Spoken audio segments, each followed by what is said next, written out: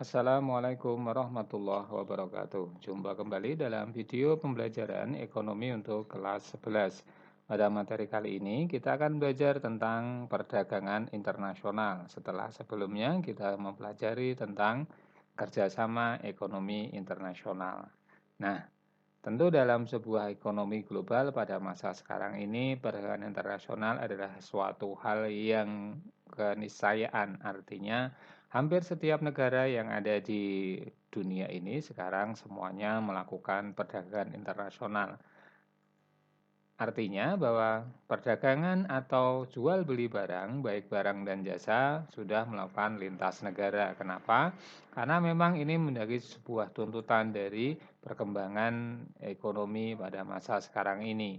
Nah, dalam perdagangan internasional itu diartikan sebagai hubungan tukar-menukar barang atau jasa yang saling menguntungkan antara suatu negara dengan negara lain. Artinya, di sini didasarkan pada prinsip saling menguntungkan antar negara, sehingga tidak ada satu negara yang dirugikan akibat adanya sebuah perdagangan internasional.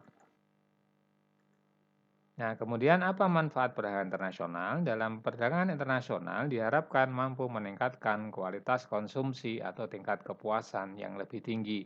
Kenapa? Karena mungkin ada barang yang tidak bisa diproduksi di dalam negeri, bisa kita dapatkan dari hasil perdagangan internasional, atau mungkin mutu atau kualitas barang yang kita dapatkan dari hasil perdagangan internasional lebih bermutu atau lebih berkualitas sehingga tingkat kualitas konsumsi menjadi lebih baik. Dan yang kedua, tukar-menukar barang dari dan ke berbagai negara. Tidak hanya kita mendapatkan barang yang kita dapatkan dari luar negeri, namun kita juga bisa mengirim barang ke luar negeri. Artinya produksi dalam negeri bisa kita jual ke luar negeri atau yang sering kita sebut dengan istilah ekspor. Yang ketiga adalah pergerakan sumber daya yang melewati batas-batas negara. Faktor produksi yang ada di sebuah negara tentu tidak akan sama, ada kelebihan dan kekurangan masing-masing. Sebagai contoh sederhana adalah negara kita dengan jumlah penduduk yang cukup besar, maka jumlah sumber daya manusianya cukup besar pula. Nah, ini juga akan dibutuhkan oleh negara-negara lain yang membutuhkan skill keterampilan dari negara kita, sehingga akan ada perlewatan atau pergerakan sumber daya yang melewati batas-batas negara. Yang mungkin sangat sering kita dengar adalah tentang tenaga kerja Indonesia. Yang keempat adalah pertukaran dan perluasan penggunaan teknologi. Dengan adanya perkembangan teknologi, maka teknologi ini juga akan diperjualbelikan atau akan dipergunakan di negara lain. Sehingga kalau kita ingin mendapatkan teknologi yang lebih tinggi, kadangkala kita harus mengimpor atau membeli barang-barang dengan produk teknologi yang lebih tinggi dari negara lain. Kemudian yang kelima adalah peningkatan produksi barang dan jasa melalui spesialisasi.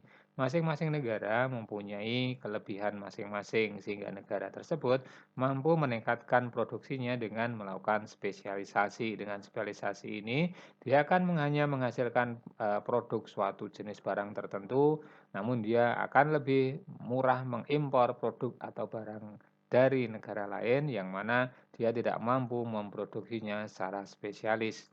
Kemudian yang keenam adalah efisiensi dan metode produksi baru. Dengan adanya spesialisasi tentu akan meningkatkan efisiensi dan produksi barang yang baru. Kemudian sumber pendapatan devisa. Dengan adanya tukar-menukar barang antar negara, tentu barang yang kita jual akan menghasilkan devisa atau bentuk pendapatan mata uang asing dari hasil penjualan barang atau jasa ke negara lain. Anak-anak, faktor apa penyebab timbulnya perang internasional? Ada beberapa faktor penyebab. Yang pertama adalah perbedaan sumber daya alam yang dimiliki. Tentu ini akan mendasari sehingga apa yang dihasilkan oleh sebuah negara karena perbedaan sumber daya alam mungkin tidak bisa dihasilkan oleh negara lain. Seperti halnya Indonesia, sebagai sebuah negara tropis tentu akan mempunyai kekayaan sumber daya alam yang berbeda dengan negara yang beriklim subtropis.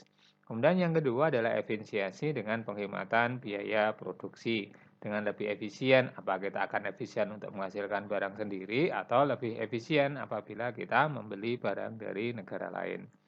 Kemudian yang ketiga adalah tingkat teknologi yang digunakan. Tingkat teknologi yang berbeda juga akan mempengaruhi tingkat efisiensi. Sehingga dengan penggunaan teknologi yang tepat guna dan berhasil guna dan menghasilkan efisiensi yang tinggi akan mendorong timbulnya perdagangan internasional. Yang keempat adalah selera masing-masing negara juga berbeda. Nah, pada masa penjajahan dulu mungkin kita mendengar bahwa kenapa Indonesia menjadi salah satu tujuan negara yang dijajah karena Indonesia dengan adanya sumber daya alam yaitu rempah-rempah yang diminati oleh negara-negara di belahan dunia Eropa yang mana mereka adalah beriklim subtropis untuk menghangatkan badan sehingga karena selera ini pula terjadi perdagangan internasional pada masa sekarang ini. Kemudian yang kelima adalah gain from trade, yaitu keuntungan yang didapatkan dari hasil perdagangan internasional. Kemudian yang keenam tentu mendapatkan devisa. Nah, faktor-faktor lain juga berpengaruh yaitu faktor sosial, budaya, politik, pertahanan, dan keamanan. Sehingga hal ini sekarang juga mempengaruhi adanya perdagangan internasional antar negara. Nah, anak-anakku, besok akan kita lanjutkan lagi apa itu faktor penghambat, kemudian apa itu tentang devisanya. Pada video kali ini kita cukupkan sekian, mudah-mudahan bermanfaat. Terima kasih. Assalamualaikum warahmatullahi wabarakatuh.